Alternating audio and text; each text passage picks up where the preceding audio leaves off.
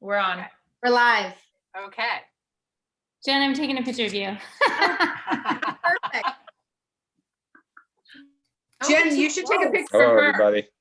Hi. Brandon. You stay far away from the camera. Take a picture of Sherry. Yeah. Sherry looks cute. Oh, she's getting feisty.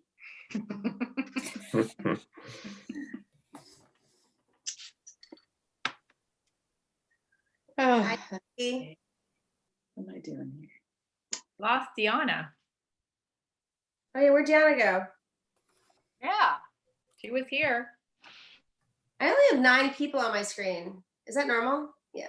Yeah, you have to, if you, up at the top, you can scroll right. There's more people. Go like this on the top, Jen. Go like this. Yeah.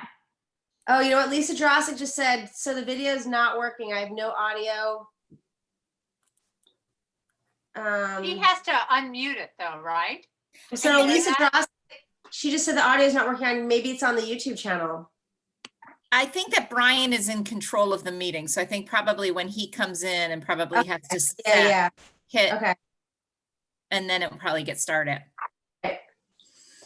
Yeah. If he's the host, he has a different like login that would activate the meeting. Right. Yeah, this So is all my- fun and games till Brian gets. So my computer will I heard only that, show Sherry. 6 at a time. Only shows 6. Yeah, can you guys see more? You can see everybody? I can see 9. I can see 9. I can see everyone. Okay, see so everyone? I Katrina? can see 9, but I can't see That's right. Brian. Yeah, I don't see Brian either. Oh, there's Brian. Or Joanne or Bob. I'm here. Swipe to the right. No, I Yeah. know swiping. I totally get that, but my daughter has one where you can actually see, she does a lot of Zoom and you can see like many more people. If you have a bigger screen, you Setting. can see I can see everybody on one screen, but I'm on the desktop. Yeah. And I'm on, If you're on an iPad or a tablet, you won't get as much. Oh, I got everybody now. Yay. What did you Gallery view. Gallery view gives you the most people.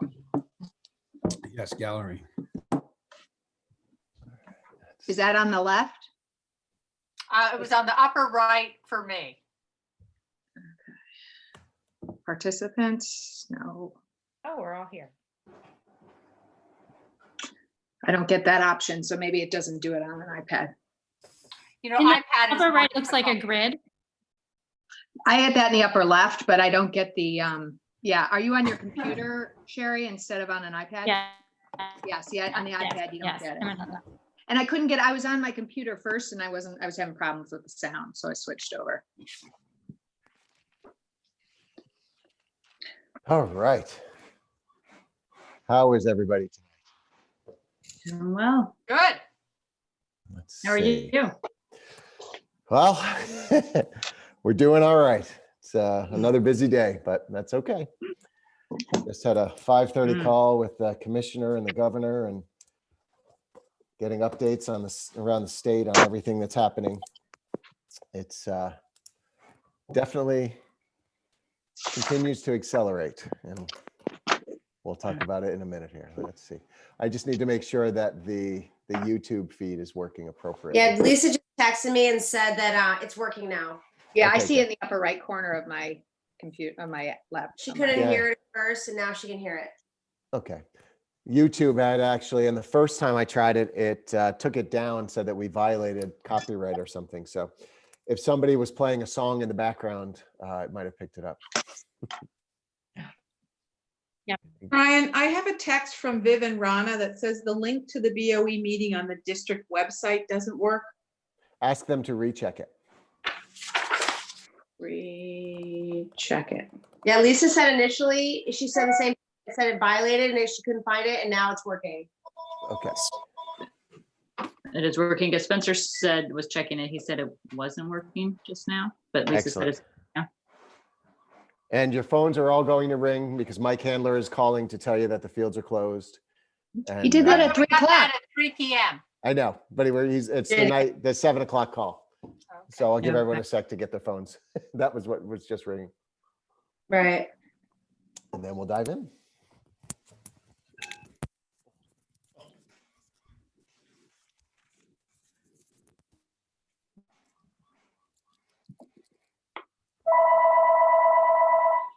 Mhm.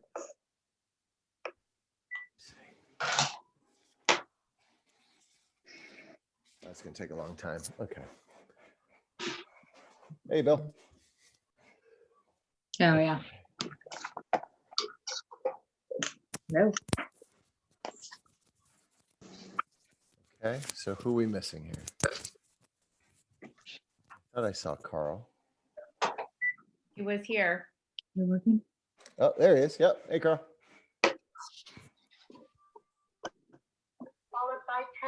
So I'm actually gonna dial in because my audio is not good. I already hung up, sorry. Okay. So I'll stay here on video, but I'm gonna dial in on. Or two. Okay.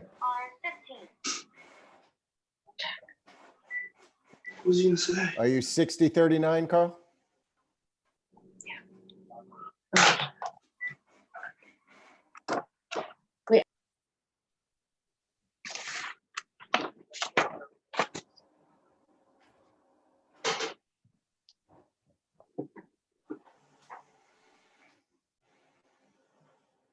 Carl, are you 6039, last four digits? Can you hear me?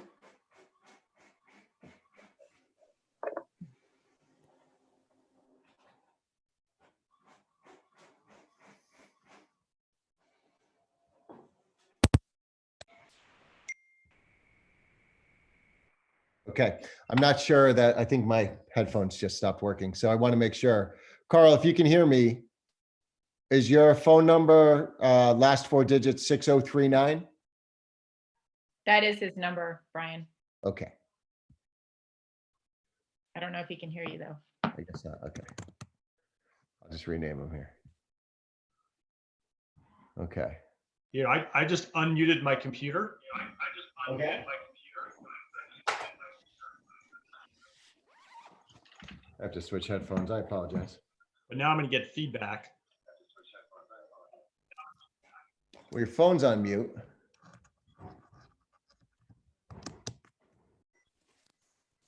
Okay, we'll do it this way.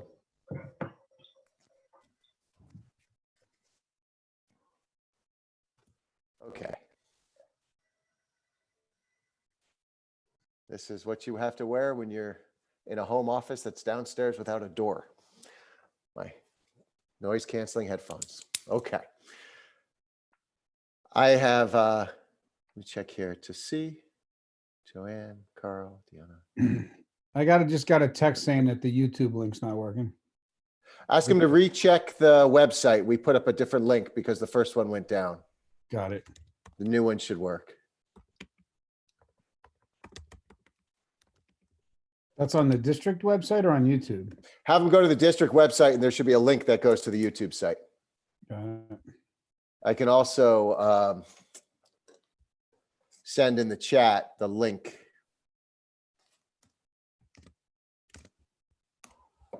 There. If you want to send anyone, Darlene, I saw your email or text. If you want to send anyone the link to the site, that should be the link that works to the stream. But we'll just give it a minute for other people to be able to jump in.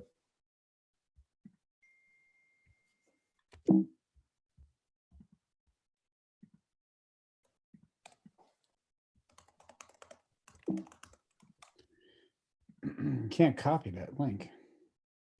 There. If you want to send anyone or text, if you want to send anyone the link to the site or text, if you want to send anyone the link to the site.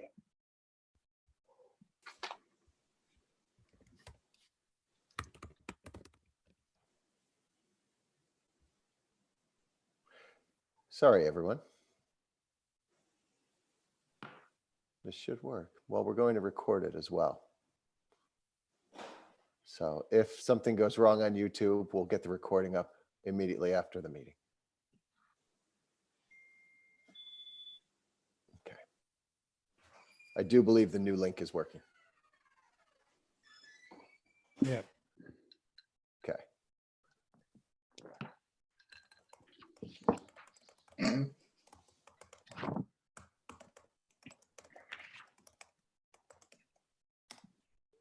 Okay.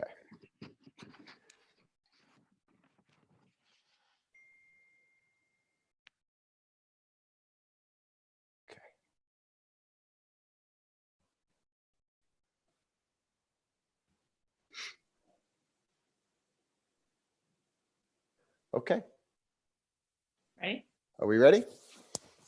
Yep. So I will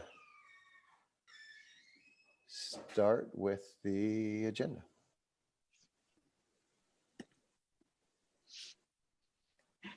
Okay. Let's see.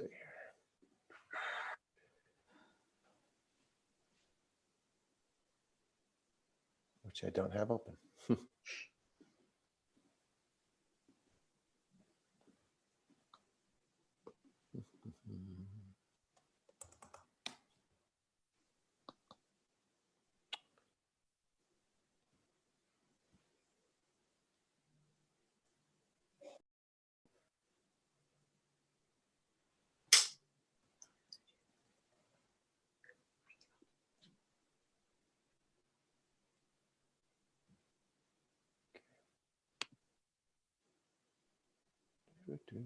Sorry.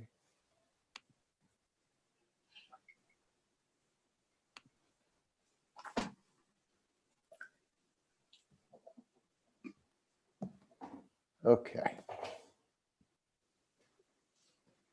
Trina, it's all yours. Okay. I'd like to call to order the New Canaan Board of Education special meeting, March 30th. Special meeting. First up, we'll approve the minutes from the March 23rd meeting, which were posted. Is there a motion? Bob? Second? Sherry? All in favor? Actually, Sherry, sorry, we need, I'll second. Sure. second, Deanna, all in favor? I'm looking through my screens. All in favor? Okay, approved. Next is to review and approve tonight's agenda. Is there a motion? I'll move. Carl, second. I'll Penny, second. all in favor? All right. So I think somebody might have the YouTube screen open and there's a 30-second delay. So if you have the YouTube live stream open, it'll create a 30-second echo. If you could close that window. Okay. Sorry. All right. So next up is action items related to public comment. Is someone willing to move that consistent with New Canaan Public Schools Board of Education bylaw 9314, the New Canaan Board of Education suspend for the March 30th, 2020 board meeting only in order to facilitate development of appropriate procedures for welcoming public comment in remote board meetings going forward. The following provision in policy 1120 that states any citizen may appear before the board to express his or her opinion as set forth in New Canaan Public Schools Board of Education bylaw 9325. The board agenda provides opportunities for comments and questions from persons attending the meeting. Persons wishing to address the board shall give their names and address. Move further that the New Canaan Board of Education suspend for the duration of the period in which the board continues to meet remotely as permitted by Executive Order 7B to enable implementation of appropriate procedures for welcoming public comment in remote board meetings. The following provision in Board Bylaw 9325A. Move further that, consistent with the legal authority of the Board of Education and Board Policy 2210, the New Canaan Board of Education authorizes the Superintendent of Schools to develop appropriate procedures for welcoming public comment in remote board meetings. Can I get a motion? So moved. Here. Penny, second. Sherry? Here. Discussion? I have just a question for Brian, which is this something that we're intending to maybe allow people to do in writing? Or, I mean, we obviously have emails, which we get, but is there anything else that you're thinking of, or are we just going to be getting emails? Well, what we're trying to think of the best way to do this in the spirit of public comment. I know that we always get the emails, but I do think that, short of reading the emails in the meetings, if we can find a way to do it that works and provides the secure platform that we want, we could try to move with that too. So that's what we're exploring. Okay. Yeah. Sounds good. So Katrina? Yes, Deanna? Sorry, I don't know. I can't see who's, I just see the agenda up. So I think, I totally understand why we're doing this, given what happened at the town council meeting last week, but I wouldn't want to see this going to the emails that just come to the board, because that's not public.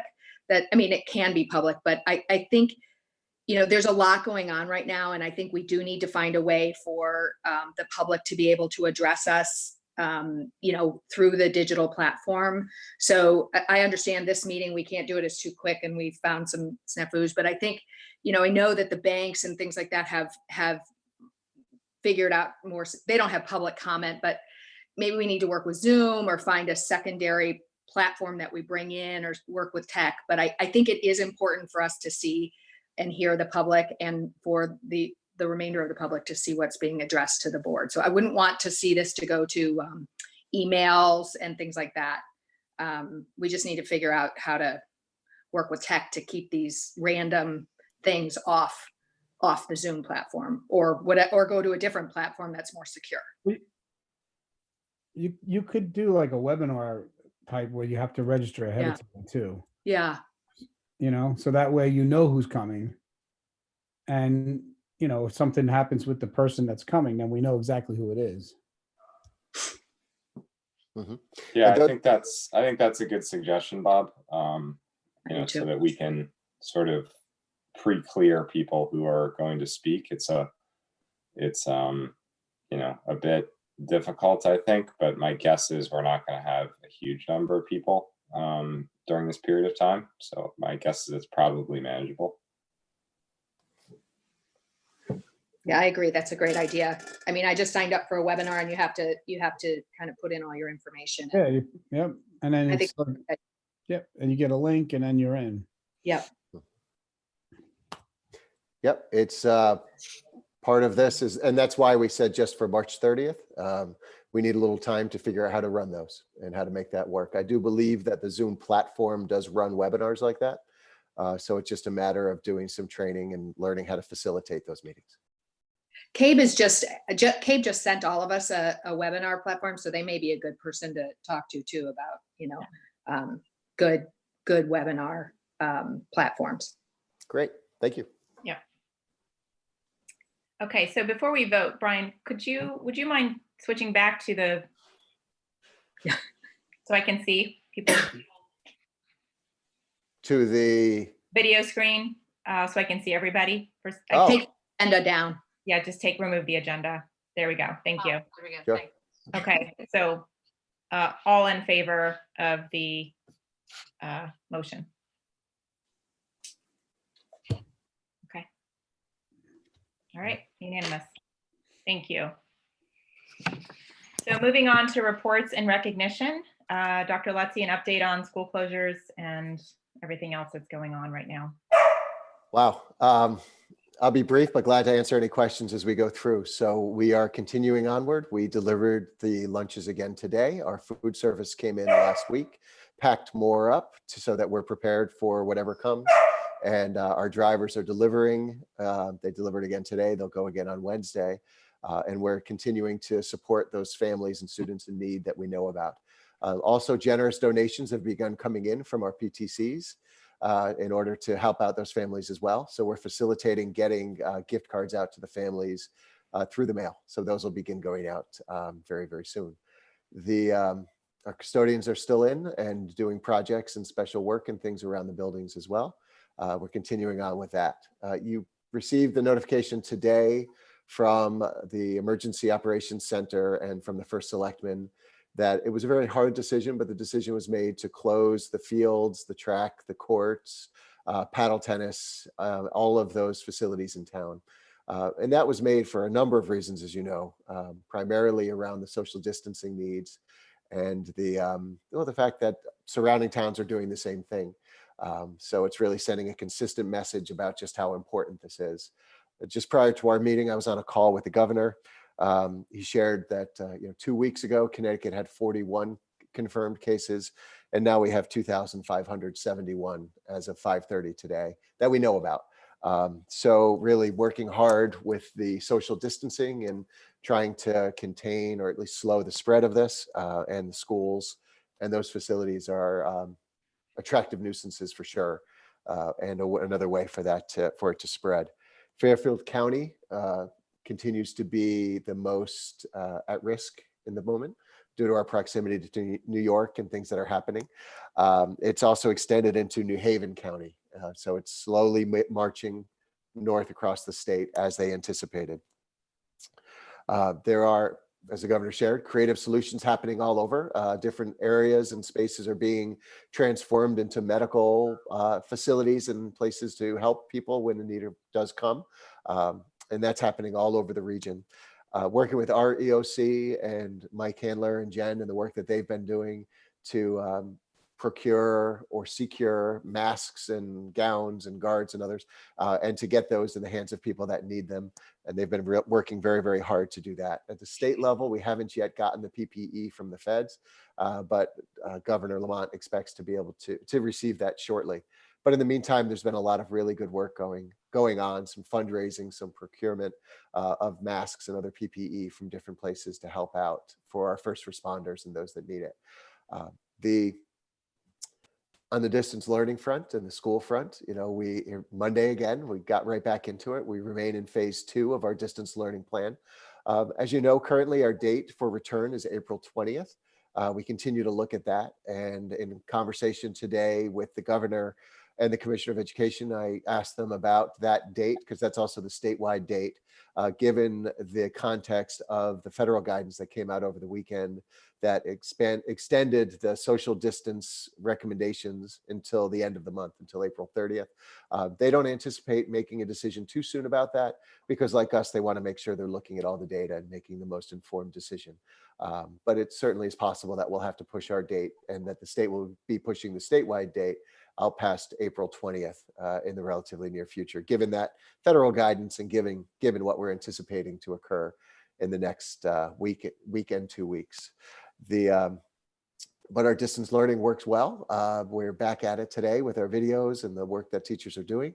We continue every day to get guidance from the state around some of those decisions that we talked about even just a week ago. For instance, the teacher evaluations statewide have been put on hold because of the recognition that it's impossible to conduct with fidelity teacher evaluations in this type of environment. And that's a fair recognition, we believe. Doesn't mean our work stops around our continuum of practice, and we continue referring back to that in conversations with teachers and even using it when we think about delivering instruction through the distance learning like we are. Statewide testing has been canceled this year. So for smarter balanced assessments, the work at the high school assessments and others, the federal Department of Education opened up a waiver process for states. Our state was one of the first to get in there, and very soon thereafter, they were approved for the waiver from state testing. So that's positive news. I know we didn't know the answer to that even just a week ago for our meeting there. They also are giving guidance to districts financially around the disaster declaration that came out over the weekend and FEMA's involvement with that. And we continue to track our expenditures as a district, and I know the town is doing it as a town, that are the expenditures that are related to the COVID-19, in the anticipation that there could be opportunity for some reimbursement up to 75% of the costs that are directly caused by the illness, the virus. Let's see, I'll take a breath for a moment and see if you have any questions about sort of where we are and what's happening. Sorry, I have a question. Sure. So did the governor give you any indication how they're gonna, given that we haven't gotten any, we've gotten reduced funding over the last few years, and like where that funding would come from for the COVID expenses? Yeah, that's from FEMA, and now that it's a disaster declaration. Okay, so from the federal government. Yep. So it's from the federal government. It would be up to 75% of those expenditures.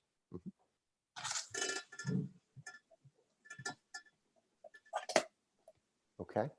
So for us, the professional learning opportunities that were provided last week as a pilot and a test by having the half day on Wednesday with our elementary teachers. The kids got out a couple hours early on Wednesday K4. And then on Thursday, we had the same thing at Saks for grades 5 through 8. It was a resounding success, I think, all around. We received positive feedback from the students and the parents, and let's see. There you go. And the teachers felt the same way that, oh, I'm sorry, Carl, let me unmute you here. Gotcha. That it went well, that it was time well spent. And our teachers learned different things. Some learned about video conferencing. Some learned about, other things. A lot of collaboration occurred. It was a great opportunity for teachers to improve their practice around distance learning and the e-learning that we're doing. And I think it was a great opportunity for our kids and parents to take a break and have an extended lunch, maybe go outside for a walk. So it was a win-win. And we're going to look to continue doing that as we go forward. It seems to be a good way to pace things out a bit, continue to develop the staff and the work that they're doing, and to break it up a little bit for our families. At the high school, there's professional learning time built into every day. So the classes are an hour long, as you know, going to that block schedule. And then at the end of the day, there's a period of reading period for kids. And that is the opportunity the teachers have every day to get together in their departments or to get with the technology integrators, the library media specialists, other technology staff, to learn more around the distance learning that we're doing, practice with Schoology, do those things. So that's daily, and that's the time when students should be doing their reading and catching up on some things. And so they don't have a need for a shortened day like K-8 does.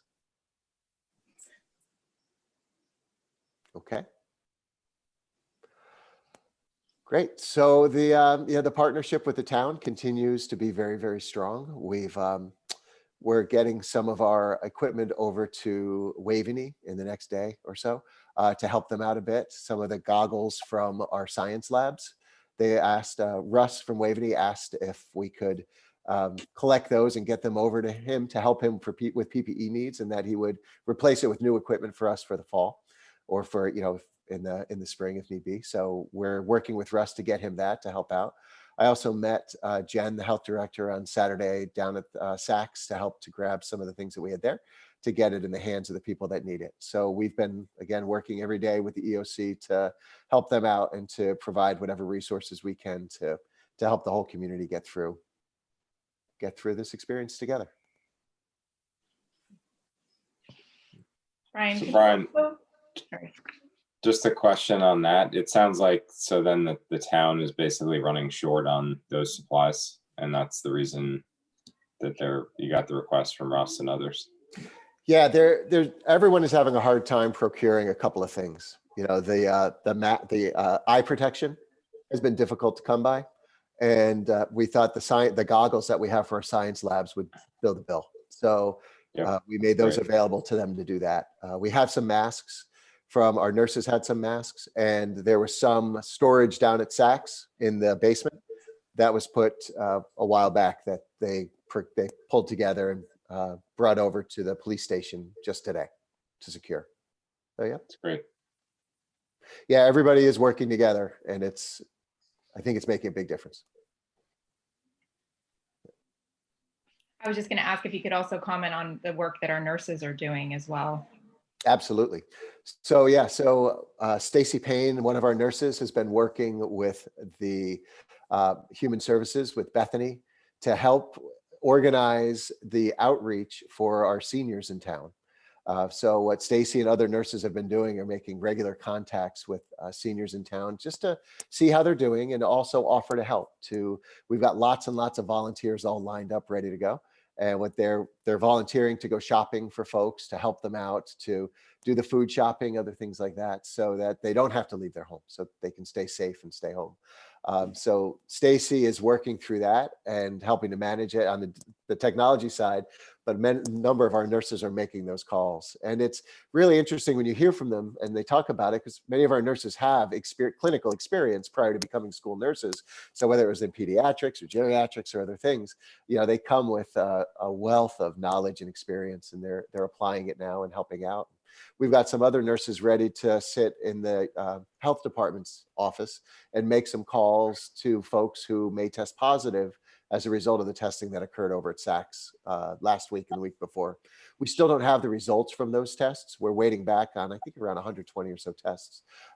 We're hoping to get those results anytime soon, but we haven't gotten them back. But when we do, our nurses may be there in the health department as well, helping out with those phone calls to people to talk to them about what it means and how to get the best care. And we also have created a mental health team here in town where Dr. Bliss and Danielle Maslar and Mary Kate, the Kids in Crisis counselor at the high school, have joined with folks in town, Jackie DeLuey and others, to sort of develop resource sheets and outreach to students and families and seniors and everybody else, just so people know who to get in touch with if they need some help, and even to make some proactive contacts with folks who they're worried about. So all of that's coming together. Penny? Two things. One, I was wondering, from everybody I've met while I've been taking my socially distant walks, they're thrilled with e-learning, and that's terrific. I did run across one parent who said her child, who's in the high school, was having a hard time of it, and I wasn't sure that child was going to reach out. And so I was wondering if there was a situation where we could send a questionnaire to students, or if that was something that was under consideration, where results would be confidential and that might go back to counselors. It was just something, which you could send out to all students to get sort of a read from people who didn't particularly, didn't think that they needed to reach out. Sure, I think so. I think that's a great idea. I know our counselors are meeting almost daily to talk about how do they identify students and outreach and comparing and what have you. So I wouldn't be surprised if they're already doing something like that, but I'll follow up with them to make sure. Because I think you're right. That's one of the challenges in this environment, is to make sure that we're connecting and reaching out to students who wouldn't otherwise come to us for help. But that since we don't see them every day in the school, how do we keep those connections alive? And our counselors are doing really good work in this, but yeah, I think I'll follow up and make sure that we know that some of the ways that they're reaching out. Okay, terrific, thanks. Carl. So building on that point from Penny, which is a great one, along similar lines, I think it's hard, maybe difficult for parents to gauge whether their children are struggling with it and whether they're engaged. So if there is any kind of mechanism to provide feedback from the teachers to parents who are picking up on children that are kind of falling by the wayside and here not engaged, that would be very helpful. And then, as I said last week, I just, anecdotally, I noticed my kids, when they are in a video chat type thing with their class, it's probably the most bubbly and enthusiastic that they are, through the day. And even if it's there's not a huge amount of pedagogy going on there, or, learning, just the community aspect of that, I think really carries the day in this situation. So, to the extent that the teachers can have those kinds of interactive aspects, or, a regularly scheduled video gathering with the class, every day or every other day, I think would really be effective. Yeah. Thank you for that, because it's always important to remember that we have three big goals for this, right? And the first is the academic piece and the learning, as you talk about, but it's also about connecting with our teachers and with each other, with the school, keeping their identity as students in, at West, at East, at Saks, at South, at the high school. So still being New Canaan Public School students and connecting with each other and the pride that comes with that. And then the third is around, that routine and having a meaningful, relevant thing to do every day. So yeah, if we looked at this purely as academics, it would be a different structure and a different model, and I think a much less effective one. So thank you. I think that also that's the value of that professional learning time. The folks were really lined up to learn about Zoom, learn about Google Chat, learn how to start doing this. So as this continues, I think I'm confident we'll see more and more. Sherry.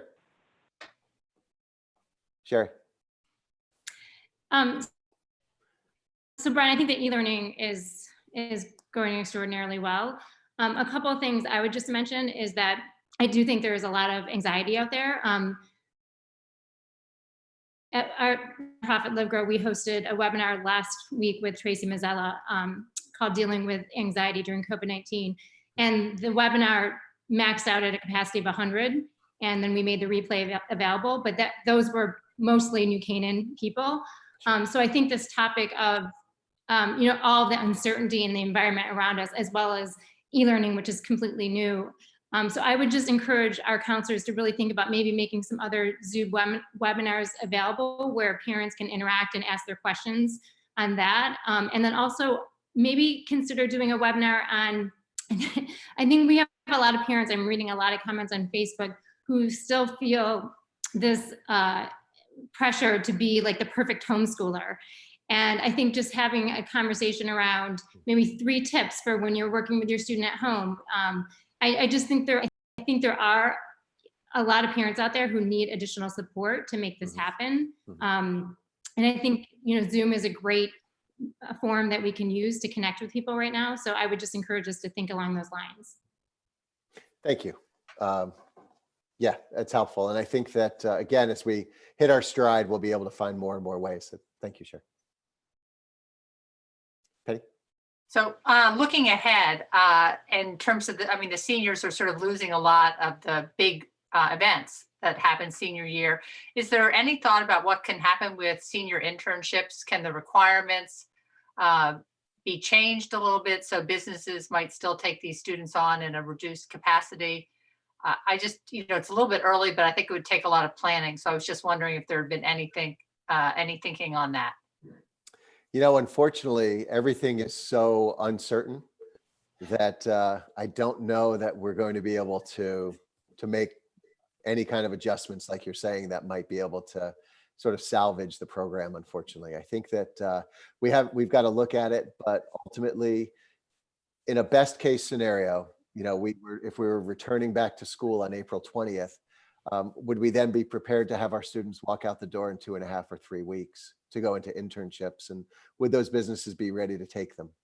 I think, we've been talking with other districts and other places, with Heather, who runs the program for us and all of that. But unfortunately, the senior internship, it may be one of those hard decisions that we're not able to run it this year.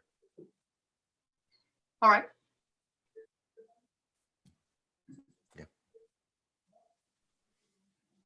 Yeah, I just, my thought on that is that it's just working from afar generally for a bunch of us is really hard. So the idea that, that we would be able to collectively as a community, be able to pull that off, I think is, I don't know, it's aspirational. It would be great to be able to do. I just think it's biting off probably more than we can collectively chew.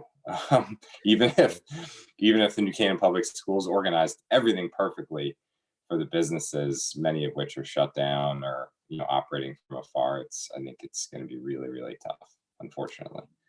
Yeah, I think that's the toughest part, would be to expect businesses to be able to accept students given the environment that we're in and likely to be in for a while. So I think out of fairness to them and to our kids and to the program, we have to look at it and probably make a tough decision there. Yeah.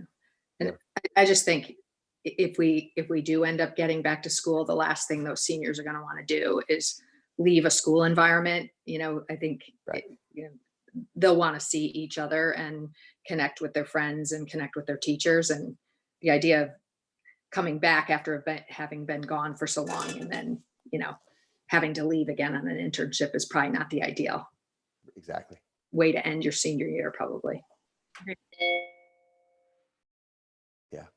Yeah, I think that's right.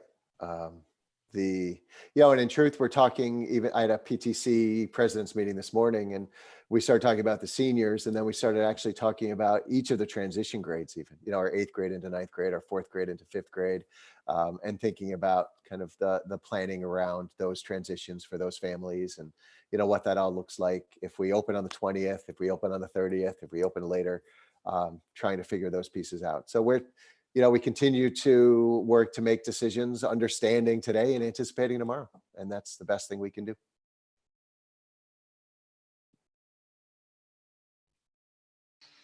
Okay. Okay. Oh, Great. Wait, Sherry has a question. I just have one more comment. So obviously there's uncertainty for all grade levels.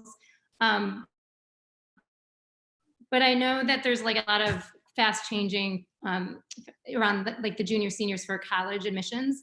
And I also think that's one where we should think about providing some additional support. I mean, I know, for example, I saw an announcement today that Boston University just announced that they're making SATs optional.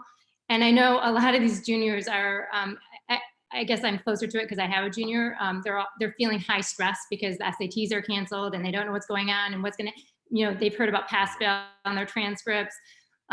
So I just think that for that junior grade, we might want to think about a communication or support just to communicate with parents and students, letting them know what we know at this point, and just, assuring them that we're going to be working with them and that it's going to be okay. I think that's a great idea, Sherry. You mentioned grades, so I do want to share that just no decision has been made about grades. As we mentioned a week ago, it's something that we look at very carefully. We're currently in the midst of researching. We're looking at, our counselors are reaching out to colleges and putting together sort of a report of feedback from all of those schools that'll have some high-level recommendations at the end. I've networked through the Tri-State Consortium and all the superintendents in the tri-state, which is, I think, maybe 50 at this point, have been asked to give some feedback around what their grades, what they're thinking about, what their considerations are. I'm working with the superintendents in the Southern Fairfield County group, and I'm working directly with the commissioner, with the governor, and with CAPS about all of this. So there's lots of thinking about it and sort of weighing what's the best move. Whatever we wind up doing, we want to make sure it doesn't disadvantage anyone. And that's, of course, tricky, and we have a long-standing system that everyone knew. And so now if you talk about changing it, you really have to be super careful about what that means and what the consequences are. What can you anticipate and what can you try to predict other things that could happen. We're not looking to make a move or change on grades anytime in the near future. At this point, we're still taking it a little bit at a time and trying to just making sure we have as much information as possible before we make any decision about doing anything differently than what we're doing now with grades. So I know that there was I brought it up a week ago as something that we have to look at, because some districts have gone to pass fail for whatever reason, some in New York, but we're certainly not rushing there. We want to make sure that we have all the information possible before bringing a decision forward. Yeah, Dion. Right, but So the I think advertiser it would be- covered. Oh, sorry. Oh, Sherry, if Sherry has a follow-up, go ahead. I was just going to say, so that, there was an advertiser article on it. I think that's why there's a lot of questions on it and a lot of people are wondering. So I know we're just it's going to take longer to make that decision, but we might want to update people just because it was in the newspaper. Sure. Yeah. And I just wanted to follow up on that because as usual, it's like a partial information in a newspaper article that gets people agitated. But one email that I got, and I think it's important for everyone in the community, and you've already said it, Brian, but I think it's worth repeating. The board would never make a decision that would put our students at a competitive disadvantage. And I think that will go in. I mean, I'm assuming all of us feel the same way. We would never make a decision that would ever put our students at a competitive disadvantage to other students in like districts as they approach their college admissions. So whatever's decided, I know you, the entire administration, and I know the board, we would always be looking to that in making a decision. Right. And we are continuing to do a lot of work regionally. I'm organizing another conference call with all of the Southern Fairfield County superintendents. There's 16 of us to get on and to talk about just this item in particular. And the high school principals, Bill Egan facilitated a group with about 10 other high school principals in the region where they had a similar conversation. So we all know, and I'm hearing from friends of mine in New York and New Jersey, other superintendents, building principals, and everyone is talking through, what's the best thing. So when we have that feedback from the college, from our counselors, I'll definitely share it with the board, and we'll keep sort of working through it. Brendan. Yeah, I just wanted to note that it's at least in my opinion, it's a pretty complex issue because we're balancing, wanting to make sure our students are as competitive as they can be against, kids from really all over the world. And, Right. and they all are graded differently and in different systems. And some have more, pronounced COVID-19 issues, may actually, be going to school right now. Many districts, I'm sure, still are. So, and at the same time, we also want to make sure that our kids don't feel like they are, ultra stressed in an environment where they're, stressed about COVID-19 and getting sick and not seeing their friends and you name it. So I think we just have to, there are a lot of things that we have to balance beyond just the competitive element. Yep. Yeah. And also, I just like to say, I don't think anybody's going to forget in the next 2 years, but I know that my daughter's university is going to highlight on their transcript that this semester is a COVID-19 semester. So it may be worthwhile to sort of make senior year or junior year students, right? This is all 4 years. Our freshmen, when they're applying a couple of years from now, this will be on their transcript, whatever the decision is. So their recommendation is to just put that summary right into your school profile and just keep it there until it works its way through the system. Yep. And that's again where the connections we have with the colleges and the outreach that we've done in the past really helps us here, because our counselors can pick up the phone, call people directly, and just have candid conversations with them too. And I know they're doing that quite a bit.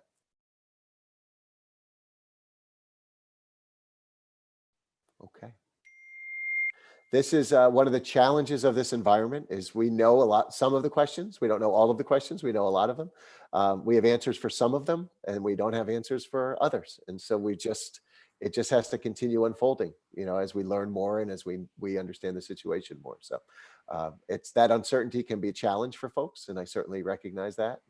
That's where we make the decisions when we can and should, but we also we try never to make them prematurely. We want to make sure we have everything we need. So. Okay. Great. All right, moving on to Dr. Keating with an update on our solar projects at East, Saks, and West. Okay. Off of mute. All right. There you go. Thank you. Good evening, everyone. Hope everybody's well. So we're bringing forward the solar projects tonight because it's one of our major cost savings within our budget for 2021. And in order to achieve those savings, we need to get off the ground with either our current proposal or basically get out on the market and bid. So last year we went out to bid for South. And as I've said before, we had numerous bidders on that project. I have been stating 8. It was actually 6 bidders that we had. And 3 of the bidders were in the between 4 and 5.5 cents. And 3 of the bidders were 8+ cents. So we did go through an extensive vetting process last year. And Davis Hill did become the lowest bidder. They were always the lowest bidder. And they actually, through negotiations, dropped their price from 4.5 cents per kilowatt hour to 4 cents. And so we had a really good experience with Davis Hill implementing the South project. The contractor they worked with, All Electric, turned out to be an excellent contractor. The installation was very successful, even though it ran behind schedule. The end result was very good. South School was our prime candidate for solar out of all 4 schools that we received because it's completely due south. And in the Northern Hemisphere, due south is the most productive for the photovoltaic panels. And so understanding that, we decided to work with Davis Hill to see if they could give us a proposal on East, Saks, and West, and take that base of 4 cents and really give us explanations as to why there would be a differential for the other schools. The other schools do not face south to the degree that Saks does. In fact, our South did. In fact, they deviate somewhat significantly. And the proposal that Davis Hill provided does present the numbers that are equivalent in cents, kilowatt hour cents, to the deviation from the 4 cents. So we provided that to the board, I believe, Brian, you did the other day. Mm-hmm. Since then, what I did over the weekend is kind of take a look at what it would cost on a full cash basis to go with a PPA as compared to a build to own. And I believe Brian did send that out later this afternoon. And really just taking into the full cost on a cash basis, year by year, would we be close to the same position as we would be with South? And South had a very high positive cash flow with the PPA. Thanks, Brian. Sure. So for each school, I provided this analysis. And for both East and Saks, it's a positive cash flow of over $300,000 combined for those two schools with the PPA. And currently, the bond market for purchase on the town side, according to Lunda, is 275 basis points. So that's what I use to calculate the annual payments. So just looking across, I wanted to explain to you the worksheet that you received today. So if you look at the PPA proposal from Davis Hill, there's different pricing for each school. So starting with East, the proposal that they've given us right now, and we're working with them to bring it down a bit, is 4.5 cents per kilowatt hour. So they gave us a system that can produce kilowatt hours on the very far left column for the 20 years of the agreement. So it starts at a high of 379,960. And each year, the degradation of the performance of the panels goes down 0.5%. And that's why you see the kilowatt hour output going down for each year. So it's 0.5% each year. And if you extend that out times the 4.5 cents for the production, it shows you what our annual cost is for the PPA. The next column shows the current cost per kilowatt hour inflated by 2%. So then I compare the annual estimated cost without the solar, that's the next column, to the solar purchase, and I simply get the savings per year. And these numbers were tested out. I did them independent of Davis Hill and compared it. You're going to see in the proposal they gave us, they're off by a few $1,000s bottom line. And the reason is because I just did my calculation independent of them. If you look at the build and own model, the cost of the project at East is estimated to be $525,000. At 2.75% interest, the total payments going down for the 20 years are $34,156 for a total of $683,129. If we own the arrays, there's going to be some inherent costs that we have to incur. And they include everything from testing the kilowatt production to comply with all of our agreements with Eversource, to just taking care of any outages and problems with the system itself. So the total annual cost is $41,656. And you can see it's just a combination of those two numbers. Now there's some offsets to that. We received ZRECs for all 4 schools last year. And the ZRECs are based on the kilowatts that are produced from the solar system, which is different from the kilowatt hours. So it starts at 295, and then again, it degrades at 0.5% per year. So you can see the value of the ZRECs for East School at $405,976. And Brian, if you could just move the sheet over a little bit. I don't know if you're able to do that. So at any rate, what I did was I captured, perfect, thank you. Okay. I captured the annual savings or the annual cost avoidance because we wouldn't have to pay any kilowatt hour charge for the energy that we weren't procuring anymore from Eversource. And that's a column called annual cost avoidance.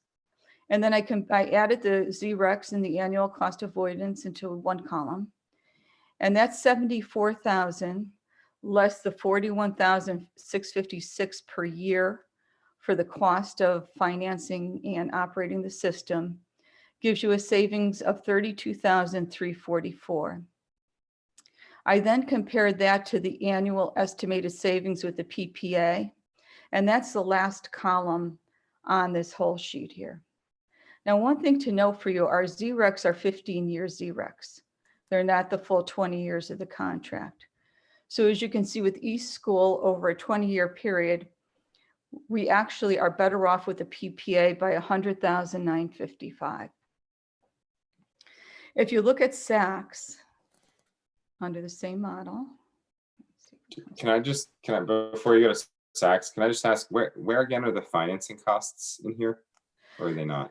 Yeah, so the financing costs are under the purchase solar array. And what that is it's taken the 525,000 over 8, and you can see the footnotes on the bottom of my worksheet there. Okay, so that's 2.75% plus amortization. Right. Yeah. Exactly, over the course of the bond of 20 years. So the interest rate on that would be 183,732. Okay. Over the life of the project. I got it. So as far as East goes, we have that positive of over 100,000. Now, when you come to Saks, one of the issues with Saks is that the roof is close to the end of its useful life, where this array would go, which would be over the cafeteria.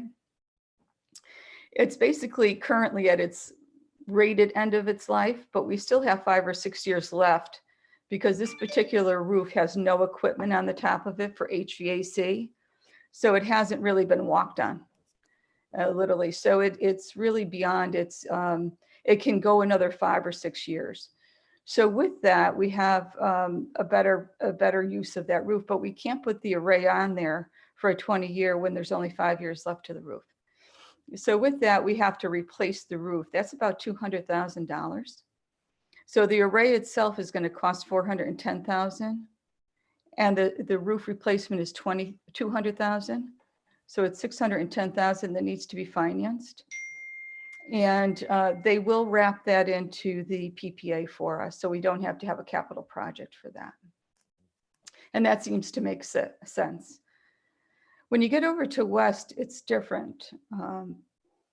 And that's because of the cost of the array over at West is $560,000.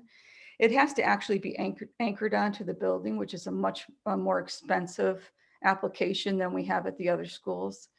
And so as you can see, if you go all the way down to the bottom, it's $73,000 more expensive over a 20-year period. With that said, we've talked about the fact that we would have 3 schools on a PPA and 1 possibly on a purchase. And it seems to us to make sense in the long run to go with a PPA on all of the schools, because Davis Hill will be responsible for maintaining the system. They'll be responsible for ensuring that the production is there, and they will be responsible for all of the applications to Pura for the ZRECs. So we wanted to move forward with the PPA with the board's blessing. We would have to go to the Board of Selectmen as we did last year to receive their approval as well, and go from there. If we can get all the approvals in place in the next 2 to 3 weeks, we will be able to get these projects completed over the summer, with the exception of East may go into the fall, but the other 2 projects should be completed within the time frame of the summer, both at Saks and West.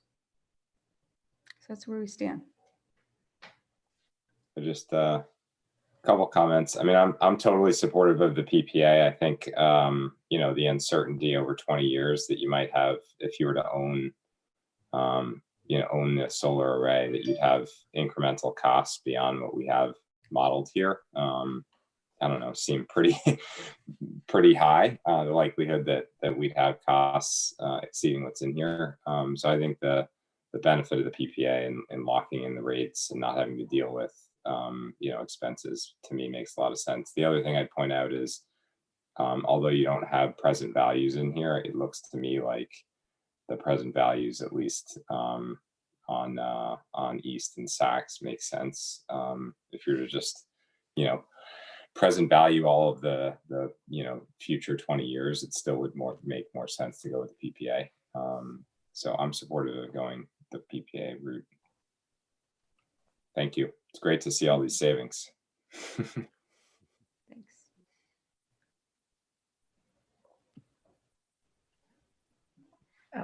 Question on the west roof. Can you talk a little bit more about the roof replacement as it relates back to solar? Sure. The roof replacement on where the solar array is going to go is the steel roof.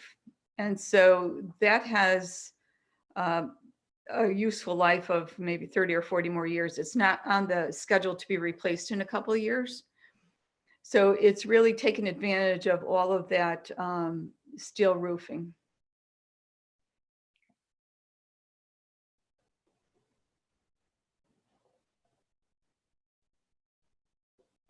Carl?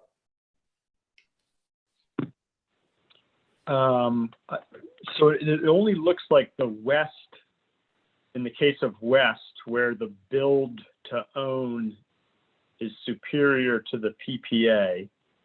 So that would just argue just go with PPA across the board, just to simplify things, as well as to Brendan's point about taking out the risk of operating it.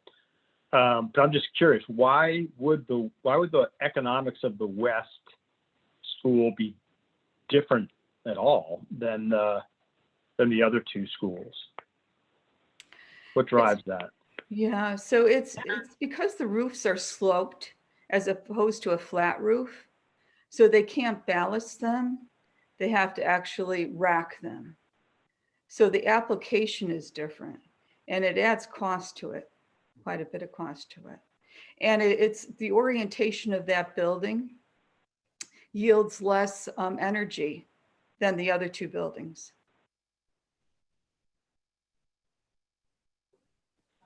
Okay, so that would suggest to me that kind of that the build to own analysis may be would suffer from the same problems that's in the PPA, where they the pricing of that PPA is higher, I guess, to take into account those factors. So if we took that into account and build to own, we'd probably get to the same place or something similar. Sure, if it doesn't produce as expected, it would. But it looks like in absolute kilowatts, it's producing the most. Am I reading that right? I'm sorry? Is it in absolute kilowatt hours? It looks like it produces the most. Right, but the degradation of that is higher. Let's get that. Yeah, so that the cost of that particular array is 560,000, I believe, as opposed to 525. And then the degradation is a little bit less, yeah. The other thing about the west roof is that we can only do the third building on that particular school. And we're trying to get more space. And if we can, then these numbers might work a little bit better towards the PPA by cutting back some of the tree, the shading that's going on, I guess the north side of the building.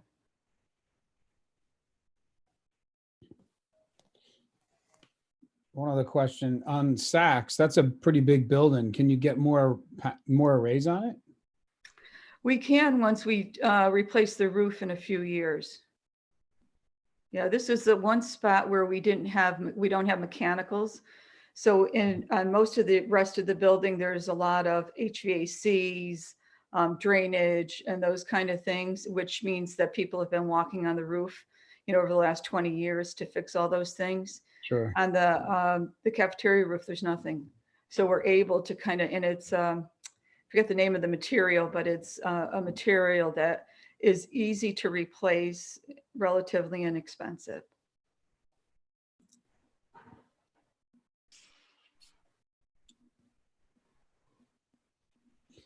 Sherry? Mute. Sherry, you're on mute. Joanne, I just wanted to say kudos to you for delivering on this strategic project during a time of crisis. So, I mean, amazing job. Thank you. Appreciate that.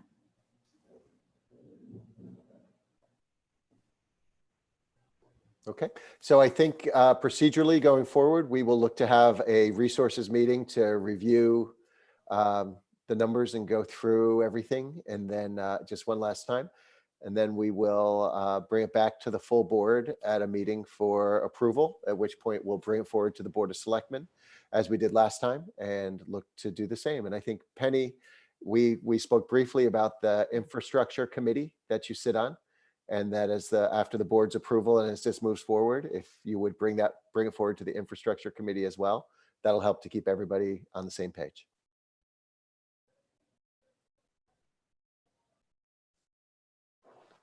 Sure. I'm sorry. I'm happy to take it to the infrastructure. I think we're having a meeting on Monday. We can see if that's the appropriate time to do it or not.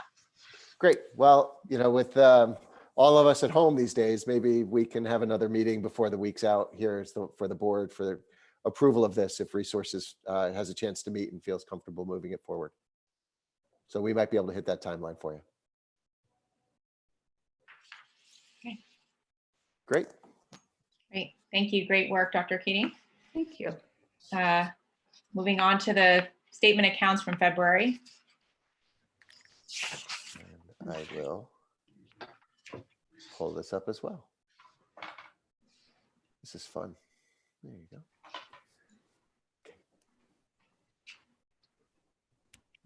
Okay. All right. So we have before you February's statement of accounts. We actually had 29 days this February. We are, in terms of our expenditures, moving at least through the end of February in accordance with our plan. 58.6% was expended through the end of February. We had encumbrances of 35.9% for a total of 94.5, both expended and encumbered. And we had 5.5% that is yet to be expended. One thing to mention, we have been in touch with all of our administrators and department managers who have financial responsibilities in terms of the budget. And last week and into early this week, we have been working with them to determine where we need to spend additional funds based on our current program for the COVID-19 response, and then also where we might have some savings with regards to not operating our buildings, not requiring certain staff to report, such as substitutes and that sort of thing. Instructional supplies is another item on the list in areas where we have not spent money on equipment. So we're in the process of putting that together. We hope to have, a fairly reasonable range, not a definite number, but a range of where we expect that perhaps the savings can come in, depending on when we get back in session, if we do. So we're in the process of working on that. And as soon as we have it, we'll report out to Ed Resources and then to the full board.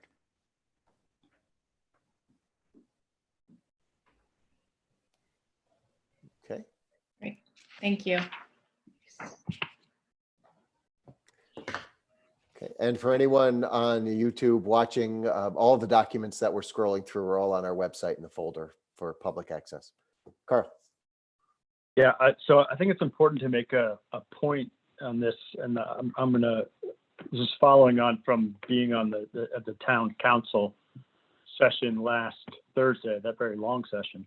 The point was made by several people at several different points in that dialogue that money shifted around quite a bit in the budget, as if there's quite a bit of discretion and slush funds, et cetera. And you can see from this analysis, which by the way is available every single month and kept up to date every single month.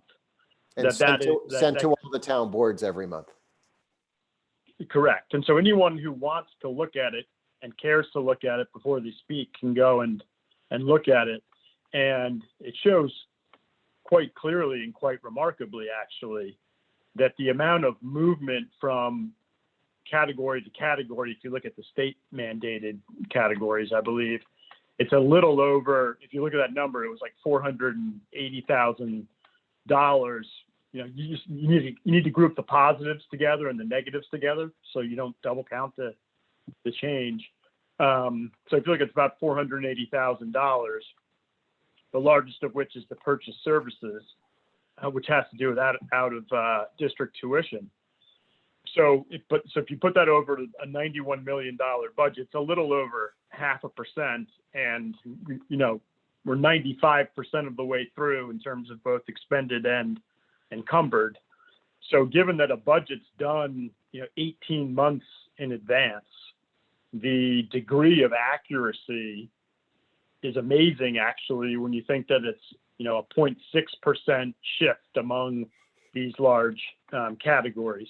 So I think that's a really important point for everybody in town to understand. I don't think it's widely known or appreciated as to how, you know, tight the budget is in terms of, you know, dollars that get allocated to specific areas get spent there to quite a remarkable degree. And that's, you know, the good work of Dr. Keating and everybody else on that team. So I just wanted to make that point. Amen, Carl. Very good point. Thank you. Yeah. Thanks, Carl. Okay, next up is action items. And first we will, the Board of Ed policy 6999 graduation credit, first read. Is there a motion to approve as a first read the BOE policy, which entails a graduation credit for distance learning or e-learning courses? Is there a motion? Sherry, second. Jen? Discussion? I can just share briefly, as we discussed at the governance committee meeting on Friday. Initially, we were looking at a policy that was more encompassing and had online courses and the distance learning courses that were being provided because of the shutdown due to COVID. Ultimately, the decision was made, let's make this policy specific to the distance learning credits around COVID and clarify it so that it's just strong, clear, and to the point.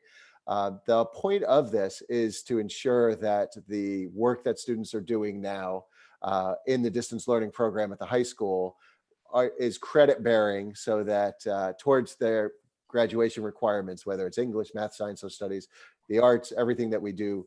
And it's something that we're required to create in policy under statute because the Board of Education is empowered to make those decisions around credit bearing or not.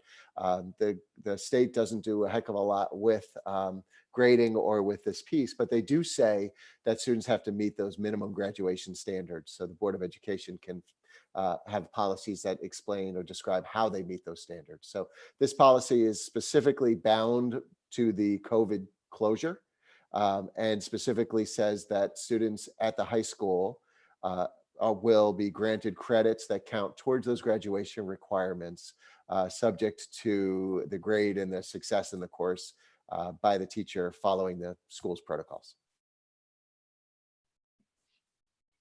Ryan, are you able to show the policy? I sure am. Thank you. Let's see. Just patience for a brief moment. Brian, I like the school spirit, by the way. I like how you have your New Canaan jacket on. Oh, you like that? we all should be doing that. Yeah. There we go. Great, thank you. Sure. Okay. Any comments or questions?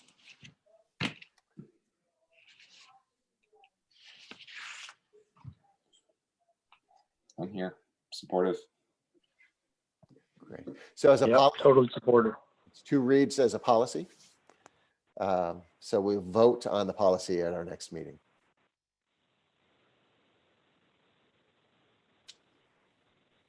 Thank you for acting on this so quickly. You're welcome. You know, we want to control the things that we can control and move forward in the ways that can keep our program moving. So glad to do it.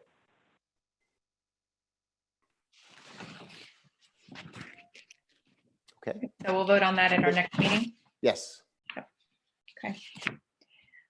Next for discussion or motion is calendar adjustments. So is there a motion to approve an adjustment to the calendar to make April 14th, 15th, and 16th distance learning days? This is specific to spring break. Is there a motion? Carl, second? I'll move that. Okay, second. Julie, and discussion. So I will get us started again, if that's all right. I thought I'd just put up the calendar here. As you know, the Board of Ed very carefully scrutinizes the calendar each year, and we have a first and second reading on setting the calendar. But when we do that, we don't anticipate things like this. So the recommendation in front of you is to look at our April break. And as you see it there, the schedule had us off for 10 days. And the motion, the recommendation from the administrative team and myself is to make some adjustment to that, to maintain still a break in the days, right? So to break up the routine a bit and give folks a break, a time away from the distance learning, but not to completely take the 10 days off. I think that again, thinking about those 3 large goals that we have, those connections that are established through the distance learning, I think are very important and things that, and we need, and valuable and worth maintaining. I think that the connection for our kids with each other, with teachers, having that purposeful, meaningful task each day, I think is very important. But I also recognize that people need a break, and that to break the pace a little bit and to give people an opportunity to slow down is valuable. So the recommendation is to leave Friday the 10th and Monday the 13th as days off of school, to hold distance learning sessions on the 14th, 15th, and 16th. So Tuesday, Wednesday, Thursday, and then to have a 3-day weekend, the 17th, Friday have off, and then 18th, 19th. So it'd be a 4-day weekend, 3 days in session, a 3-day weekend, and then back to school. Currently, our schedule to return to school is April 20th. Unfortunately, given the recent guidance at the federal level, that certainly is likely to extend at least until April 30th. I'm not extending it tonight, but it's something we're looking at. But additionally, I think that having those 3 days for some flexibility, should this closure extend even further, could be very valuable. If we were to go into May with the closure, we would have 3 days then that we could use to break up the weeks a little bit, whether it's on a Friday, a Monday, or another day, that we could give our students an opportunity to step away from the work and give them a break. The weather will hopefully be a little nicer then too. And people get outside and to go for those long walks or what have you. I think that, again, 10 days away from the program, I just feel is too long. I think that staying connected to the work that we're doing, keeping a schedule in place is valuable and important for our kids. And, it gives us that flexibility should we need it down the line. So open to certainly questions or discussion or comments, but that is our recommendation at this point. I just comment that I think, my initial knee jerk was, we should keep April vacation because the kids need time off. But looking at the calendar and seeing, day to day what the kids are going through, I think it's plenty of time off to have a 4-day weekend, 3 days of school, and then a 3-day weekend. That's still a lot of time off. 7 days over a total of 10 days. So I think it makes sense. I think having some continuity and not having such a long break is a good idea. So I'm supportive of it. Just to share, I had that PTC meeting with presidents this morning and asked about the calendar a little bit in April break. And they shared that some of the more difficult days with the younger students are the weekends around just what to do with them and not having that structure. So they're grateful for the structure in the students' days, as I understand it. So thank you. Okay, Julie? Yeah, and just sort of adding on to that, I think, we've gotten some emails from folks saying, please keep the vacation. But I think the idea of the continuity is so important. And, especially now we've got parks and fields closed. And so the idea to me that, if we were to have not only the loss of that continuity for 10 days, but ultimately, you're home with children for 10 days. That's a very long time. So I think that it's important to have that break and to have the flexibility to have those days to give a break later should we still be, doing distance learning into May. I think it's important that we have that opportunity to take a break, because I think that will be helpful and much appreciated if we get to that point. Mhm. Thank you. Bob? Yeah, am I on mute? No. Hey, couple of questions. How many days will, so I hear both sides. I think people are stressed out. I think they want that vacation. I think there's a lot of uncertainty coming down the pipe as well. So I'm kind of in favor of leaving the break there. One thing that occurred to me too is SBAC is canceled. So you're getting 5 instructional days or however many, you're probably getting at least 3 instructional days back that normally would have been used for testing anyway. So why not leave the break and not, I think people are going to need the break, to be honest.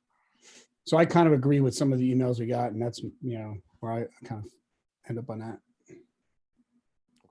Okay. Deanna? So one of the comments I would make is I agree, I understand, not having young children at home anymore. I'm sure parents are stressed, but I think the structure of having, some structured days will actually be less stressful for many. And I also think, given sort of the comments we got at the last board meeting where, it takes 2 to maybe more days per each, normal instructional day when we're not e-learning to get the content delivered to these kids, while, from a day's perspective, we may be adding a few days to the calendar. From an instructional standpoint, we really we're probably still behind from where we would have been if we hadn't taken that. The question I had is, when we were talking about this before, we hadn't heard, sort of the response from the teachers union on this and sort of their reaction. And so I just wanted to get some feedback on that. Sure. So I did speak with Vivian after our governance committee meeting where we had the discussion, and we talked through the pros and cons, and she felt comfortable and confident that it was the right decision for our teachers and for our kids, to have those breaks, have 4 days and 3 days, but to have the three in the middle of the week where we can just touch base, look our kids in the eye a bit, do the work back and forth, and just to make sure that folks are still engaged in a part of what we're doing. We're in a health crisis, right? So the other concern is, especially for some of our younger kids and others, by continuing those couple of days in the middle of the week, it's a way for us to check in. And if we don't have a student log in or we don't hear from somebody, then we know to follow up with our counselors or our nurses or others to see if there is illness in the home and what kind of support we could provide. So there's a health piece, I think, another dimension to why I think 10 days is just too long to be without. And Vivian certainly agreed with that too. Great, thank you. Penny? I like the idea, particularly now that I think one of the reasons for it is to allow that flexibility. We don't know what's coming down the pike. I think having 3 days that we could be flexible with to do something special or give students a break if that's needed could be really beneficial. So I don't have any kids at home, so I'm not living it like most of you are, but it seems like a good idea to me. Thanks. Carl? Yeah, I mean, so the break is coming in a place where we're all still going to be stuck in our homes, so it's not really much of a break. I don't know how you guys were over the weekend when it rained every day. So I think to actually, use the days now where the kids did have, something to do, something that was structured would actually be helpful to families. I would find it that way, and then to bank those days for sunnier, nicer days when hopefully maybe we can all be outside and out and about makes sense to me. And specifically, is there a how could it impact the end of the school year? Would it be possible to use those days that we bank right at the end of the school year to get out earlier? It may become possible. When districts closed, one of the requests from the commissioner was for all districts to maintain their current end of year date. So try to leave that in place, but that wasn't in anticipation of a long duration closure like we're talking about. So that may be another possibility, another consideration down the line if this continues right through. Yep. Thanks. Katrina? I would just add my support for this plan as well. I just think that schools right now are serving a greater purpose than even in normal times, and bringing our kids and our teachers together. And especially thinking about our kids and the social component it offers them on a day-to-day basis, I think is, we cannot overestimate how important that is right now for our kids to see their classmates, to be in touch with their teachers, and to feel part of their community. And, you know, I know that schools are trying to do a lot with virtual spirit days and just keeping things light and fun. And I just think that 10 days without any contact that's structured and meaningful would potentially have, you know, a lot of negative consequences. So for that reason, I fully support it. If our teachers are on board with it, which it sounds like there are. And I really think it's wise and prudent to allow ourselves the most flexibility as possible as we go through this, we just don't know. So I have, fully support it as well. Thanks.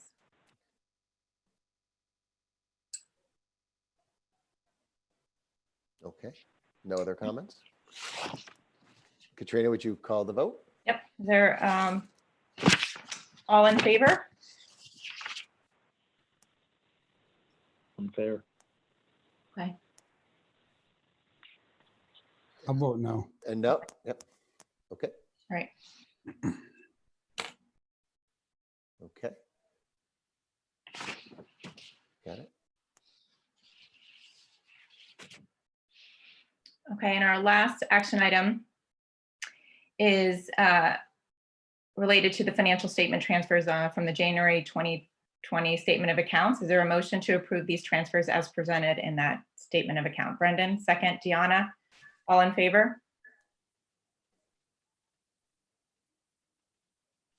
Okay. Great. All right, and finally, announcements and future business. Dr. Lutzi, anything else?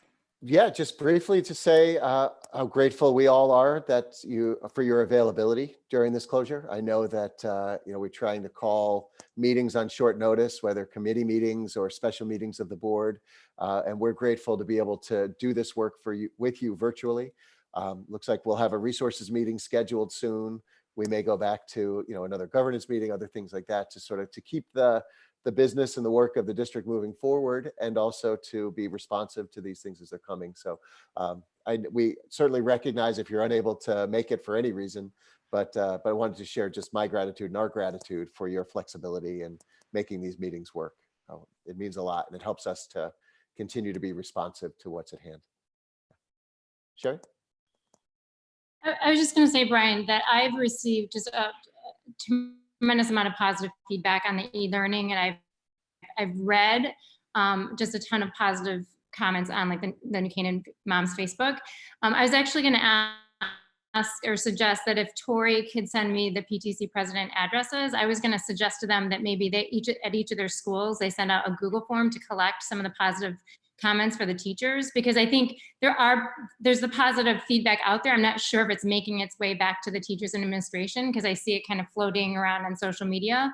And I think it would be a really great thing for the PTCs to maybe collect some of that positivity and feed it to our teachers right now, because they're working so hard and they're working overtime, and they're adapting quickly and making themselves accessible at many different hours around the clock. And I just think that we should really do something to show our gratitude for them.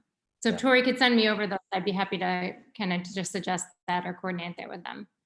I would be glad to have her send that over. Thank you, Sherry. You're exactly right. Today, even one of our administrators asked a question. I guess some parents had asked if they could have a parade for our teachers. And, after we thought about it for a moment, we thought that a parade with social distancing would just look wrong. It just wouldn't work. So maybe when we come back, we can have a parade. But in the interim, it would be great to share that positive feedback that you're seeing. So I'll make sure you get those names. Thank you.